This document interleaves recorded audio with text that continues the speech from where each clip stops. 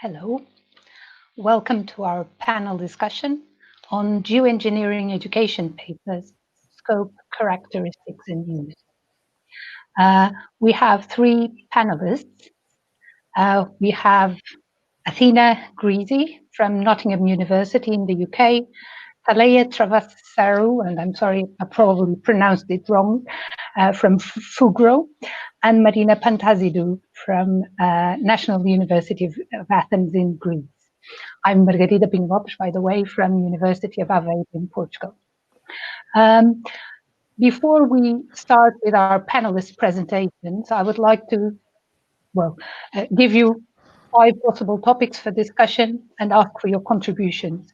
So we would like to discuss what papers we write, what papers we want, what papers we find directly useful in our teaching, where can we publish, and where we can get funding. Please send us your questions and do it sooner rather than later, because there's a small delay between what's going on here and what you see in the stream. So I'll start by inviting you all to watch a pre-recorded presentation from Athina Grizi.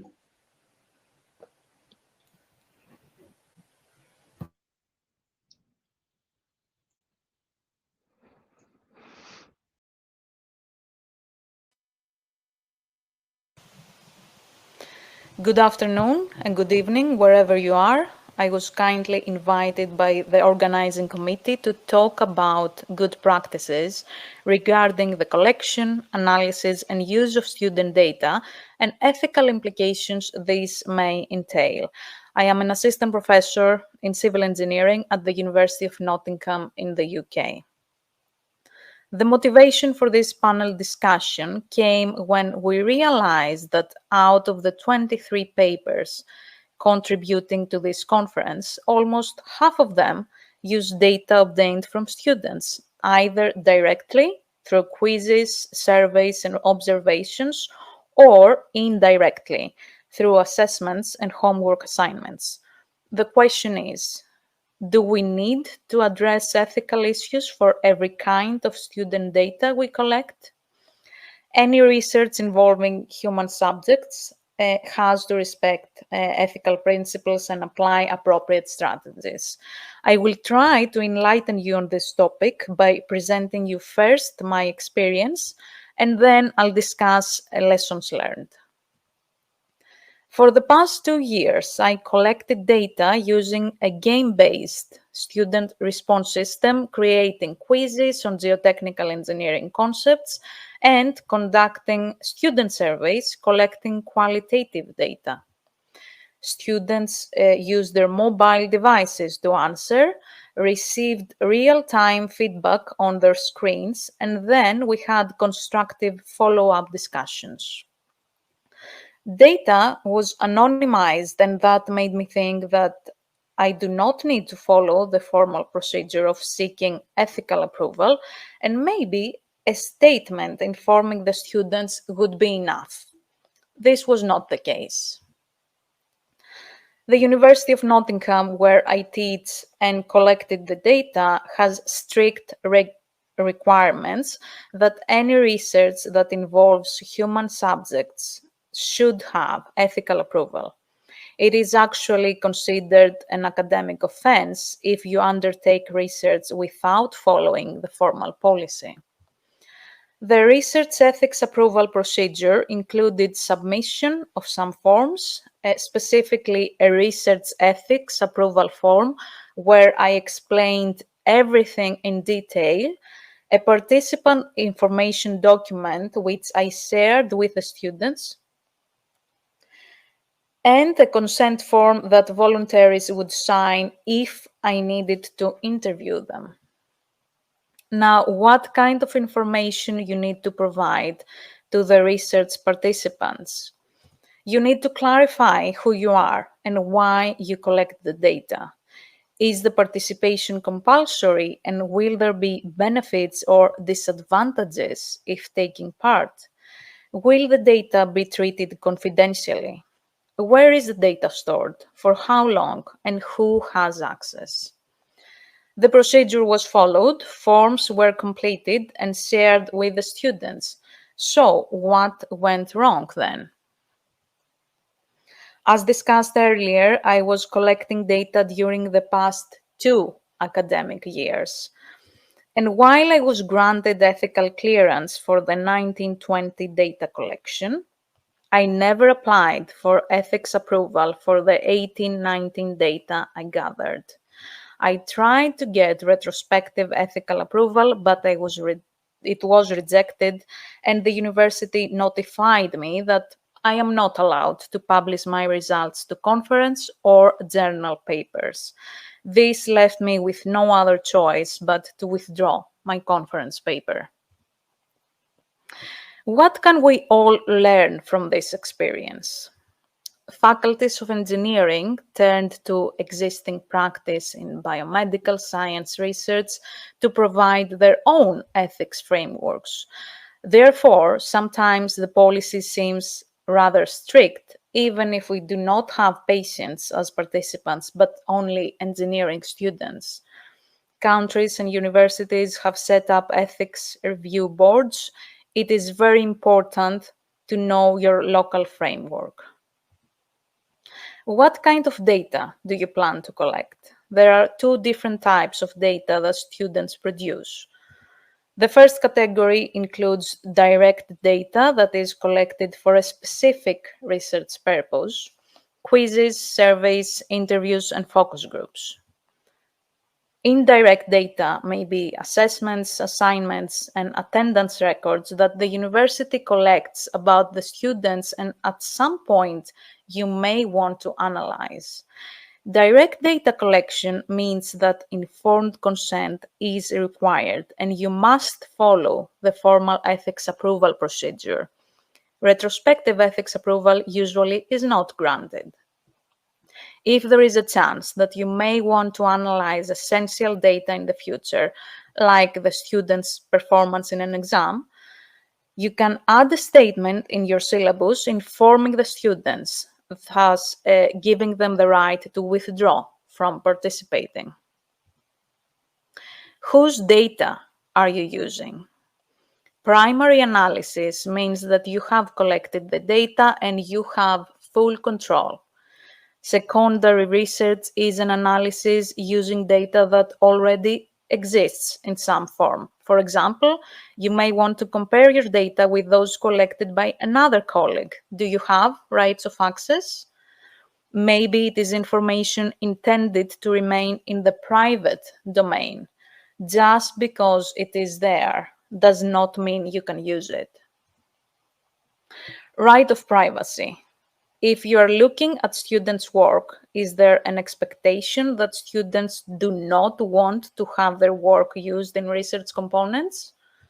Something simple, like a sketch a student provided in an exam paper, or even an avatar used in online platforms, there have been problems with that when identified by the participant. De-identify your data as required, following appropriate strategies. To wrap it up, many of us think that because we use data and we do not ask participants direct questions in interviews or focus groups, we do not need to think about ethics. Well, we do. When we come onto ethics, we have the basics: researcher integrity and respecting intellectual property rights. Obviously, we all have our morals and respects. We need to follow our university's codes of conduct and comply with legal frameworks in place. For example, the General Data Protection Regulation that came into force in 2018 comprises the new European regulation with rather strict data privacy laws. One last point. Is there a common framework regarding ethics and data that education journals follow? The answer is no. Some journals require formal ethical guidelines to be followed as part of the submission. Others just require an ethical statement from the author confirming the students gave permission. Most journals do not require any ethical clearance. I did my homework, and this is the policy of some of the education journals. And I will finish here, leaving some references that might be of interest. Many thanks for your attention if you are still here. I would like to thank Marina, Zach, Vasilia, and Andy, who directly or indirectly shared their thoughts on this matter. I welcome reflections based on your experiences on ethical dilemmas.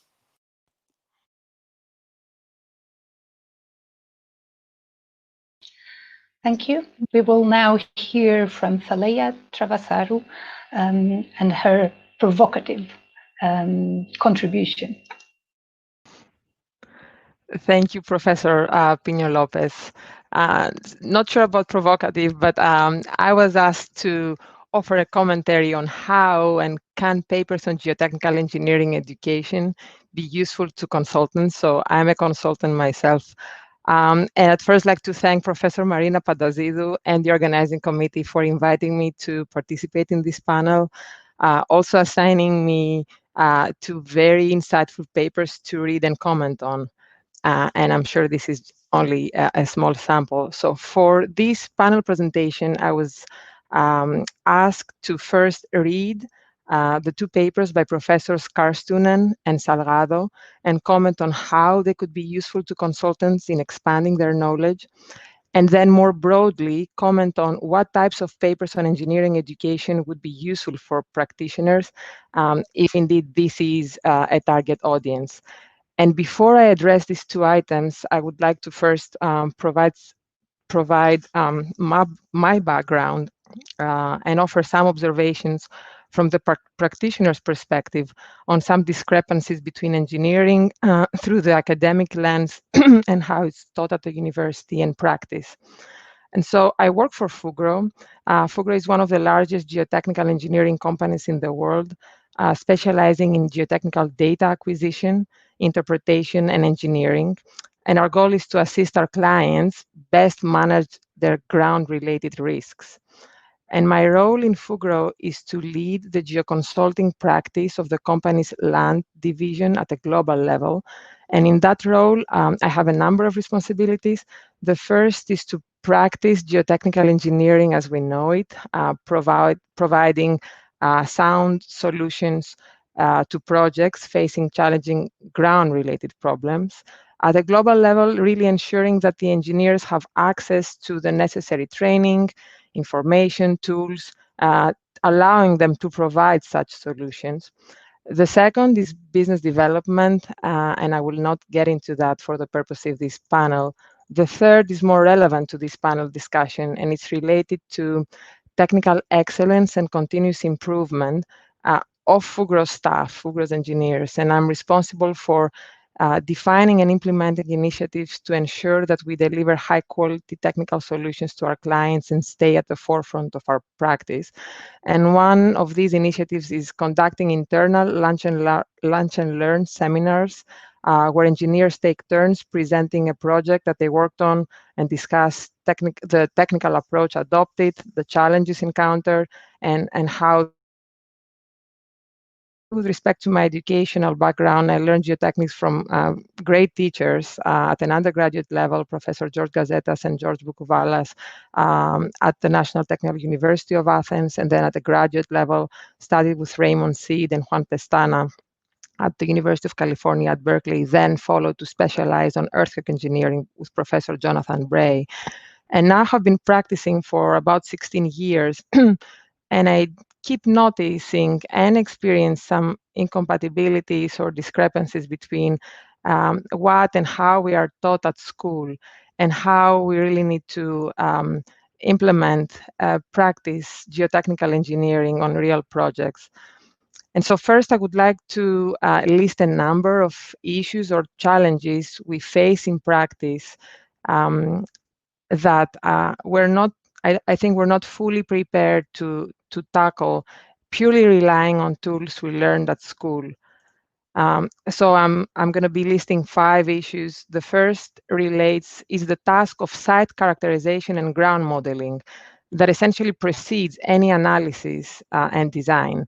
And being part of a company that takes pride in the quality of our data collection and interpretation capabilities, I really cannot help but noticing this significant gap between teaching and practice on how to develop an appropriate geotechnical exploration program and testing program to then allow the development of a robust geotechnical ground model that can subsequently be transported and used in engineering analysis. The second is the notions of variability and uncertainty, and we all know that natural soils are indeed heterogeneous. Also, during the site investigation, we only sample and test a very small fraction of the soil volume, and so we need to be comfortable as engineers with the notion of uncertainty and be ready to incorporate it in our design recommendations. The third is the limitations and range of applicability of simplified tools and approaches. And unless we perform advanced numerical analysis where more sophisticated tools and constitutive models of soil behavior are used, the simplified tools that we employ in our engineering practice are based on some key assumptions and lead to limitations in their applicability. And as engineers, we need to have a good understanding of these assumptions and the associated limitations to correctly select appropriate design tools and also propose modifications if and as necessary. The fourth item is the issue of conservatism in design. And so faced with uncertainty, many practitioners tend to want to be conservative. However, a conservative approach is not usually the optimal solution for a project, and may not even lead to a feasible design. And in addition, a seemingly conservative approach for one aspect of design may in fact be unconservative for other aspects of design. So this is true when we look at multiple potential failure modes or design objectives. And the fifth item is the different deformation domains, to use the language by Professor Pantazidou. So in practice, we typically need to design for multiple design levels: service limit state controlled, for example, by deformations, ultimate limit state controlled by capacity, which refer to different deformation domains. And given the nonlinearity of soil response and considering limitations of engineering tools, for example, when I provide springs to a structural engineer, I need to linearize the springs. More than one set of idealized parameters may be warranted to address multiple design levels. So now, with respect to the 2 papers by Professor Salgado and Professor Karstunen, they both draw attention to all these issues to different extents. And in that sense, I found them extremely useful for practitioners. They are reminders of the challenges we face when we apply imperfect and simplified tools to actual problems. And in fact, they remind us of the limitations of these tools, which unfortunately we do tend to forget in practice. We do tend to forget the limitations, even if we have been taught at school. More specifically, the paper by Professor Karstunen and her co-authors addresses the problem of consolidation-induced settlements of an embankment. And within this context, she does underscore the concept of uncertainty associated with variability in natural soils and limitations and consequences of applying idealized tools to real data. Knowledge, which may not be reflected in more generalized methods. And this is indeed an issue that we face in practice. I must say, in Fugro, we do ensure that we capture local knowledge, either by engaging expert consultants, individuals, or firms when we operate in regions outside of our geographic areas of practice. So now, with respect to the key assumptions of one-dimensional consolidation theory, I particularly related to the nonlinear compressibility issue that she mentions in her paper, and also the vast difference between the laboratory-based estimates of the coefficient of consolidation and compared to field observations. On the first issue, I have direct experience. One of Fugro's project, it was Craney Island. It is the largest land reclamation and ground improvement project in North America, where the subsurface conditions consisted of about 40 meters of soft, highly compressible clay. And for these challenging conditions, we had to overcome the limitations of the state of practice tools and develop a complete correlation between void ratio and vertical effective stress, essentially implementing the nonlinear compressibility for the consolidation analysis. In the end, her paper recommends to teach students notions of natural soils and expose them to the idea of uncertainty. And I think these are extremely important points to make in the classroom to prepare students for what they will face in reality. And really, a junior engineer with this background and understanding would be a big asset, and I would be very much looking forward to hire them at my company. Professor Salgado's paper addresses on a more fundamental level issues related to teaching and understanding of soil behavior and their implication for geotechnical engineering practice. And I must admit, I read the paper more than a couple of times, and I also listened very thoroughly to his outstanding presentation yesterday. So using 3 topics as examples, he highlights how a lack of understanding of fundamental soil behavior or the limitations of simplified methodologies can lead to erroneous results and thus recommendations. And indeed, the error in the trial and error approach or lack of understanding of a tool's limitations in practice is very costly and something that we cannot afford. And we need as engineers to be able to recognize when actual project conditions do not fall within the range of applicability of tools and simplified methods. Also, we need to be able to overcome these limitations. And we can only do that when we have a good understanding of the fundamentals of soil behavior. So along those lines, I was recently, unfortunately, called to review the analysis performed for a levee that failed on a very soft clay that also involved a thin layer of brittle, that is strain softening, cement stabilized clay material. And without going into any details, the levee design used limit equilibrium analysis based on general, more Coulomb type models, which did not properly account for the stress strain response of the actual materials involved, resulting eventually to global instability in the field, which was indeed a very costly, to say the least, outcome. And so Professor Salgado states that understanding of soil mechanics is vastly superior today. I completely agree with that statement. And as a practitioner, I would like to see some of this enhanced understanding be reflected in the current teaching of soil mechanics. Especially, I see the need to make the connection from very fundamental behavior all the way to how it should correctly be incorporated in design methods and tools. And the pile example in his paper is a perfect example, linking an incorrect assumption of soil behavior to the ultimate consequence of underestimating the capacity of a pile group in dense sand. And again, we need to have more examples framed in a similar manner to also help us practitioners with our jobs. And so to conclude on what kinds of papers would be useful to practitioners.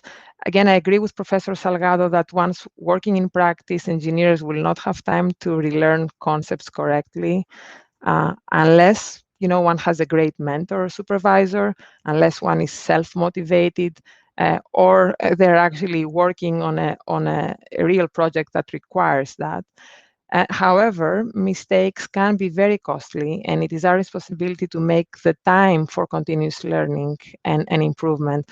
And on my end, I do commit, for sure, I will be using these for discussion in our Lunch and Learn seminar series.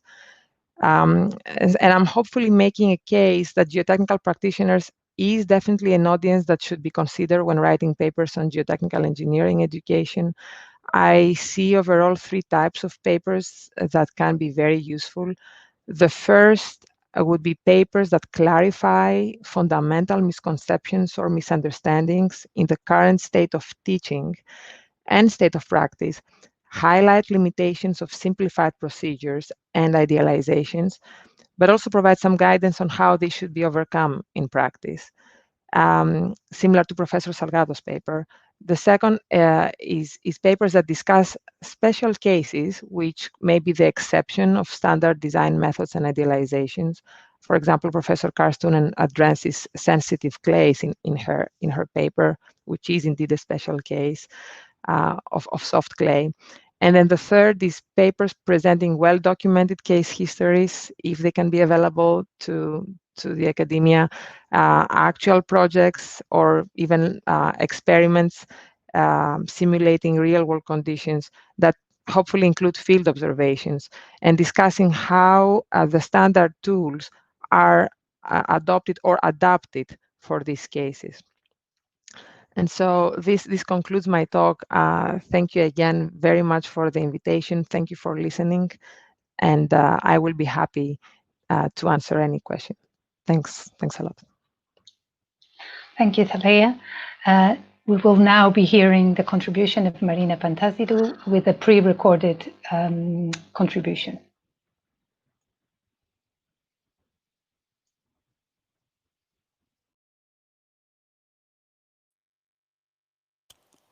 I wrote the first part of the title to sound a bit like a sermon. Read your papers, so that you challenge me by telling me, okay, but which papers? If you think that the term paper is too restricting, let us, for the purposes of this discussion, use the word paper to mean a unit of written communication. It can be an article in a blog, an editorial, it can be a short communication, a conference paper, a journal paper. I would like to start in a systematic way with some categories, because although we know well the different types of technical papers and why we write them, it is not as clear for education papers. As a first approximation, I'm offering this table. The bottom row is familiar. In analogy to a geotechnical case study, a case study in education is something we do for our students that is useful for others to know. If we take it to the next step, then the category becomes scholarship of teaching, which is not quite research yet. Everything to the right of the blue dashed line is worth communicating and disseminating. Probably all the existing papers on geotechnical engineering education fall within the red rectangle. Two categories of papers appear to be the most common.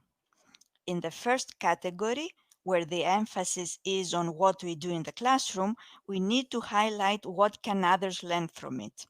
Perhaps we describe the methodology that others may follow. In the second category, the emphasis is on the artifacts we produce for fellow geotechnical instructors, with the aim to share tools.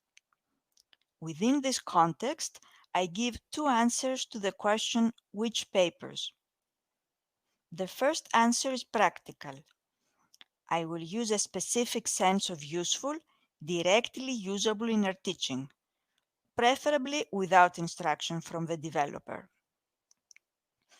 The paper by Figel and Derbidge is such an example. Take a look at their table 2.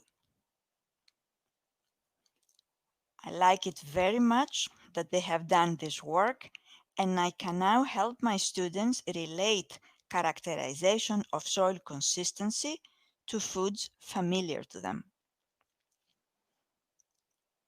The second answer considers the universe of ideal papers without examining whether this universe currently exists. I propose that we want papers from which, first, a geotechnical engineer not interested in the literature of education can learn something about geotechnical engineering, and second, an instructor from inside or outside geotechnical engineering can learn something about education. As an example, the paper by Salgado satisfies the first criterion. A geotechnical engineer, whether instructor or practitioner, learns from it. but Salgado's paper is not a research paper, so it may be difficult to find a place in one of our geotechnical engineering journals. We need to change this. With this remark, I will stop.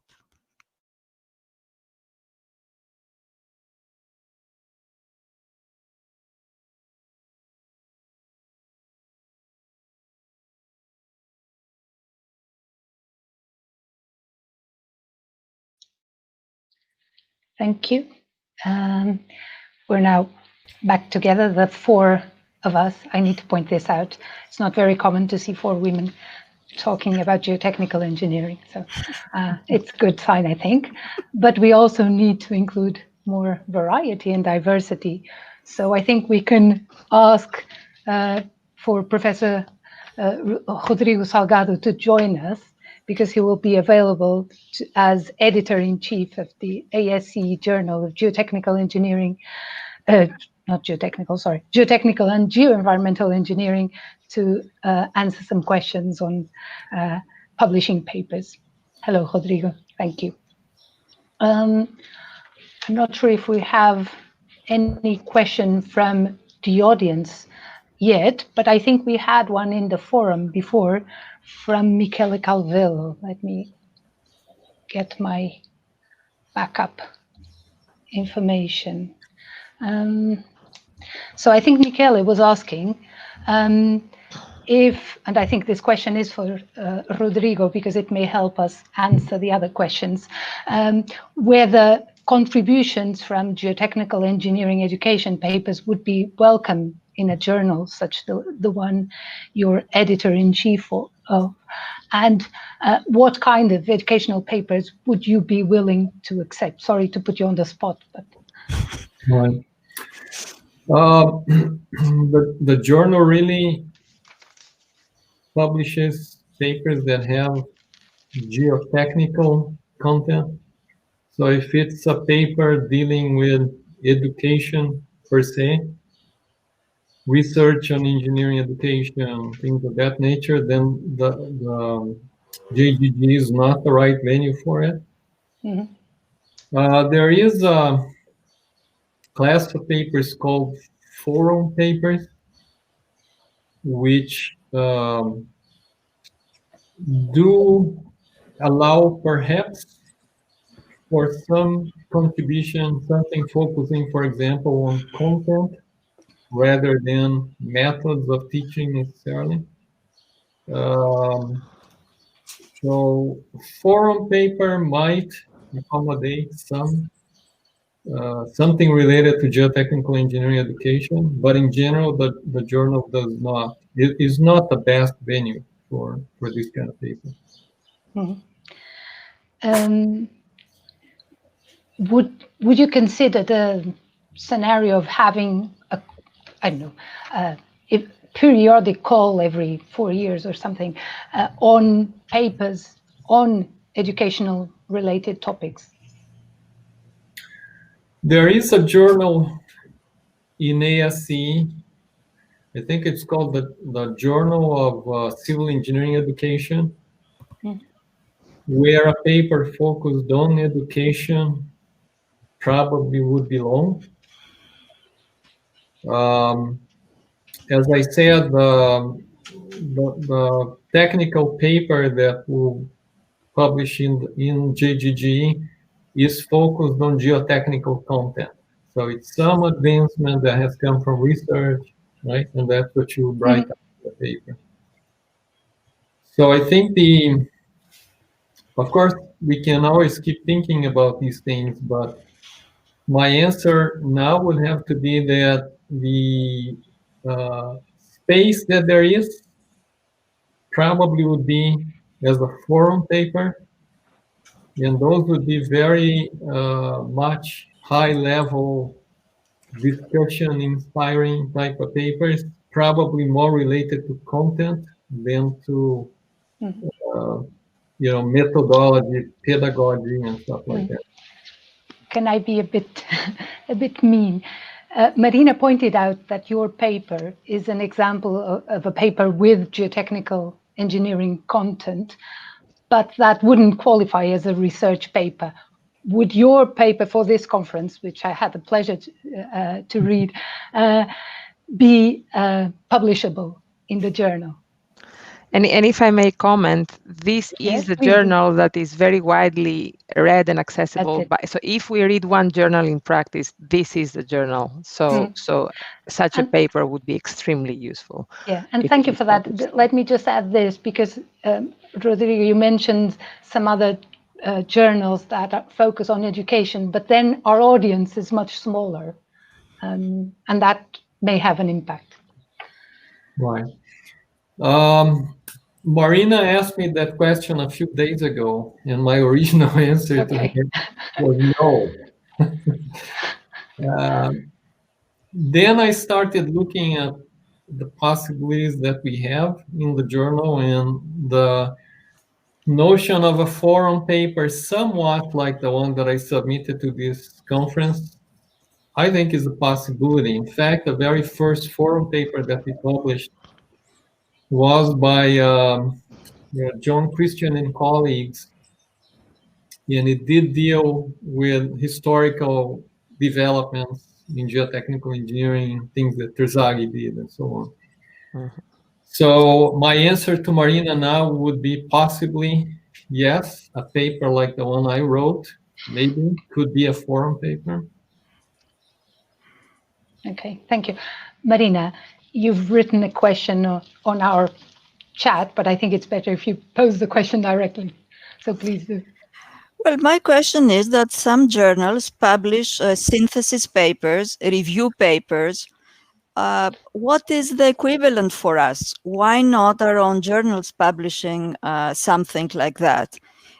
We have, I mean, from the perspective of TC306, we have a vested interest on this because we invite people to be our speakers, and we want our speakers to have, as Thaleia Travasarou said, some broader exposure of their ideas.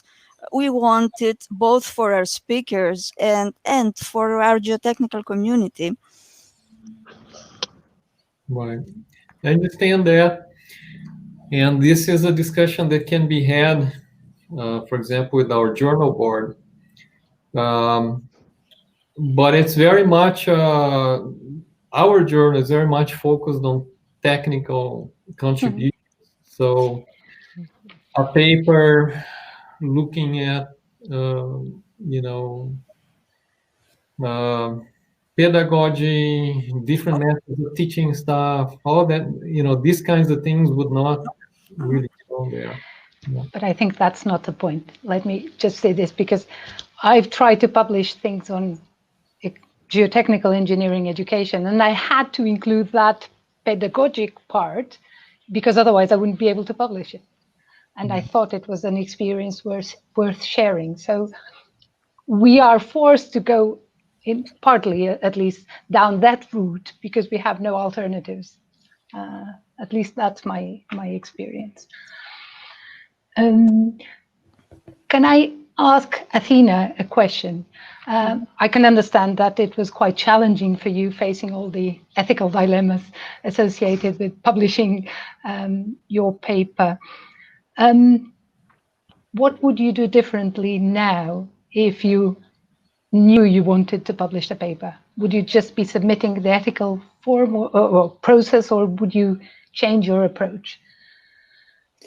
So like I explained and suggested in my presentation, when we deal with essential data, and that is like the performance of students in an exam paper, where they have to take it anyways. One good idea would be to add a statement in your syllabus and say that, inform the students that this data might be included in a research presentation. So they have the right to say, no, I don't want to take part in that. But if I want to collect data like the data I collected, so this was not part of the learning outcomes of this course, I, of course, need to follow the formal procedure. So now I know, yes, I learned the hard way, so I would do that. Okay. Well, I think the demands, as you mentioned, are very different locally. So it's a question of being familiar with the actual requirements that you need to fulfill. I think Marina has a question for Thaleia. Well, my question is whether you would recommend in our next conference someone from Fugro to participate as in the audience, as a participant. I definitely would. I guess there are two things. Recommending, I would recommend. I did learn a lot by reviewing material in preparation for this panel discussion, and I'm actually grateful for being given this opportunity. The issue I think with companies and practice is that research is not our main goal. So one, engineers really need to make their own time and be self-motivated to continuously improve and learn. And so I would recommend, and I have a position whereby I can make that recommendation and permeate all groups. But I'm not sure in the end who would be acting on this, right? So how many engineers would actually raise their hands and attend? What I've seen is we're trying a lot to when we do work that either pushes the envelope or proposes an innovative approach. We are trying to publish it and make it available to other practitioners and to the engineering community. But this, again, is not related to geotechnical engineering education.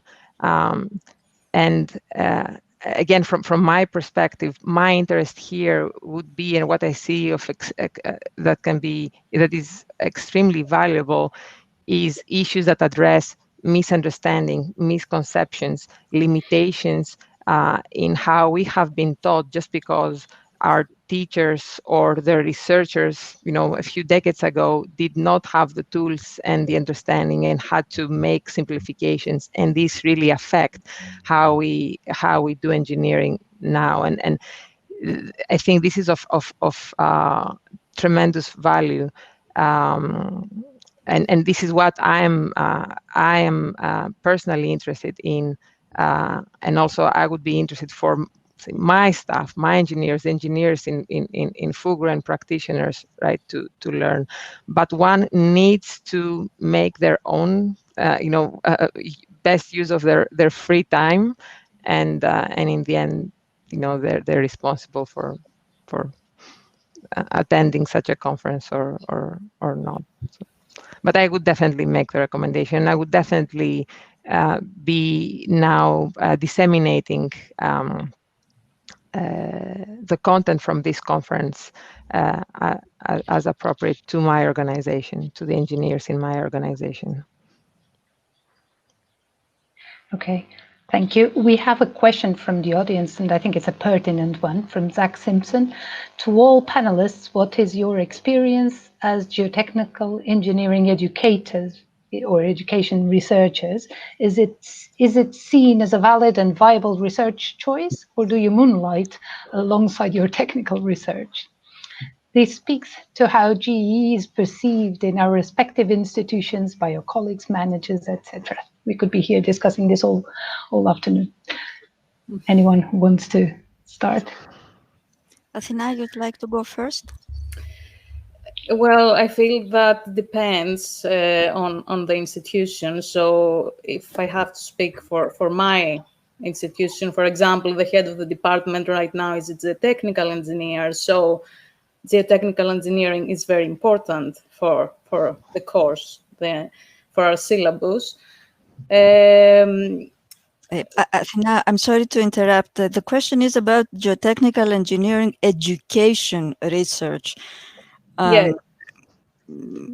So I'm trying to go to the fact that, for example, we have many geotechnical engineering courses. For example, I didn't have so many in my undergraduate program in Greece. Yeah, it depends, I feel. Maybe I can add something. Yeah. Sorry, Mary. Maybe I can add something to that, Athina, because I think from what I know, because I've worked in the UK recently, you may have also something helping you do some work on geotechnical engineering education, which is working towards your qualification to become a fellow of the Higher Education Academy. So you have, and young academics in the UK have that incentive to actually focus, at least for some time, on their teaching side of the job. So that's, I think, a privilege that many other countries don't have. And that's apart from the UK, other countries also. I mean, we would say the north part of Europe, like Scandinavian countries and the Netherlands as well. So there is a framework within which to do some work. Now, whether you are going to continue on it after the 2 or 3 years it takes to complete that certification, then it's we don't know, because these are things that are relatively recent. You know, I am from a different generation. I'm from a different country. So I would guess in Greece it would be closer to moonlighting, as Zach says. But I think that if someone wants to do it, after some years, it's getting recognized. Do you want to comment? We have Purdue, I think Marina is aware of that. We have a department, a school of engineering education. And I think it was the first school of engineering education in the US. And people do quite well, and they get good access to research funding. So there are lots of successful people in that department. But it does tend to focus on education.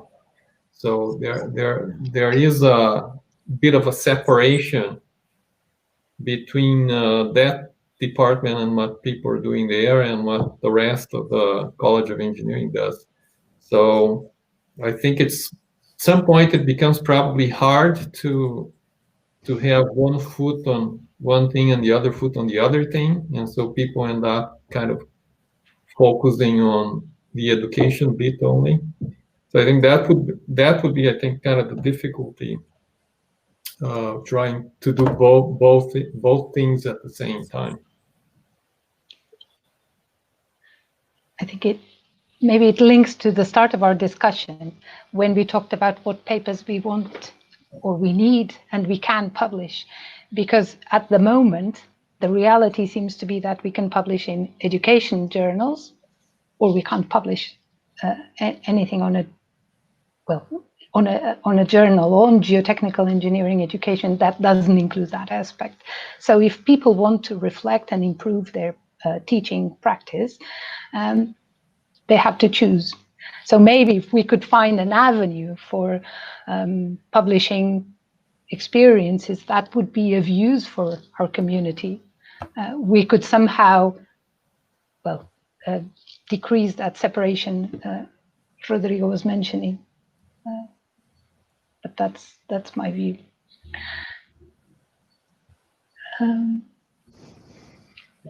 I don't disagree, Margarida.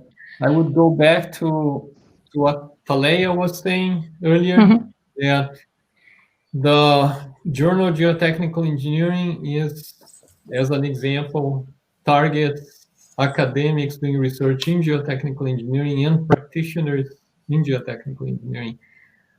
And even the practitioner would be more interested in the conceptual aspects of it. What did they learn some time ago that is outdated or that can be replaced with something more modern and so on. But then again, that's almost always something that can be done with a research paper in geotechnical engineering. So that's what the difficulty is, right? So,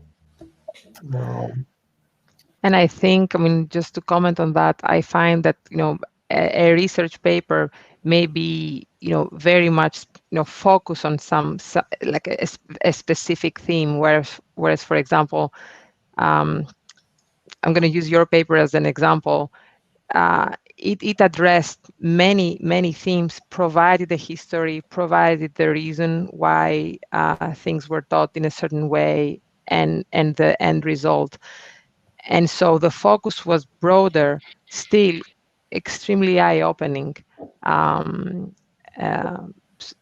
So in that sense, you know, one would need to be reading constantly all research and many research papers to be able to somehow make up or distill, you know, the pieces of knowledge that are, you know, that are really useful, but in a broader summary paper, more, you know, comprehensive.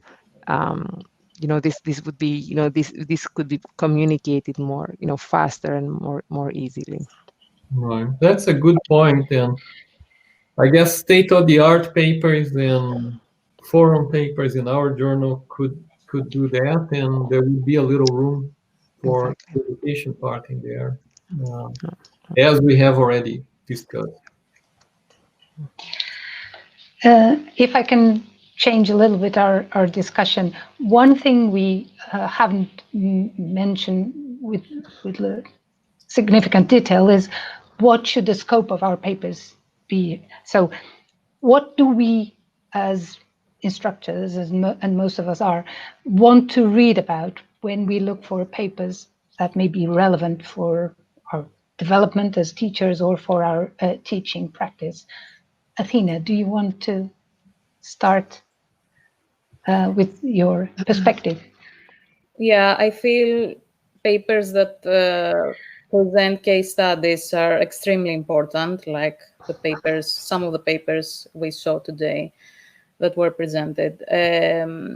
Because also when we, like, I'm very interested to see like how students get different results and if they understand in the end like why I made this mistake and learn from their own mistakes. So also other papers in education, specifically in geotechnical engineering, like online tools that we can use now. Mark had a brilliant presentation about this online lab he runs. And even if you cannot run a lab, especially now with the pandemic, you can use this online lab and show our students what we can do. Okay, thank you. Marina, do you want to answer that as well? What type of papers? Because I suspect I know the answer. Well, I'm more interested really in the question, because it's the demand that is going to bring these papers that we want. So the more papers you read, this is why I made my presentation like this, the more it will become apparent what papers we find. For me, it's useful. I want to find something and take it and use it in my own courses. I'm very clear about that. I'm not saying that all the papers should be like that, but this would be my top priority. Okay, thank you. Rodrigo, do you want to add something on that? No? Okay. I think it links to Zach's question as well, because if we just moonlight, we don't have much time for reading. So it will be difficult to actually define what we want to read because you can't read much. But maybe we don't have that time for reading anyway, right? Yeah, that's true as well. I'm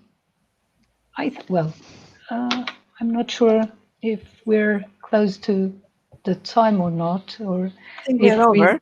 Yeah. Okay. So I think in terms of discussion, I think if there aren't any more questions from the audience, we can wrap it up here. And thank you all for your participation and the audience for watching.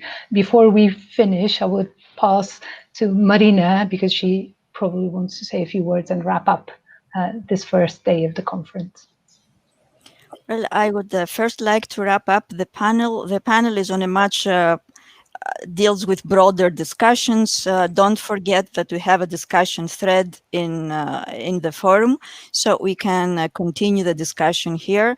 TC306, the technical committee that organizes this conference, for us, the panel discussion feeds into our to-do lists. We don't want to finish the discussion now, quite the contrary. Now, in terms of finishing the first day, I'm saying the first day because this is the first day where we have the flow of a conference. Yesterday, we were broadcasting from the ICESMG platform, and the point there was to reach as many people, as many participants as we can, and having these lectures to be there forever and ever. So thank you very much for staying with us today, and we will see you tomorrow at whatever time the conference starts for you. Thank you very much. Thank you all for participating in this this panel. Thank you. Oh, and the scarf that the president sent from Hong Kong, and it arrived on Monday. ICSMG scarf. That's what you get for organizing conferences. Thank you. Bye-bye. Thank you. Bye. See you tomorrow.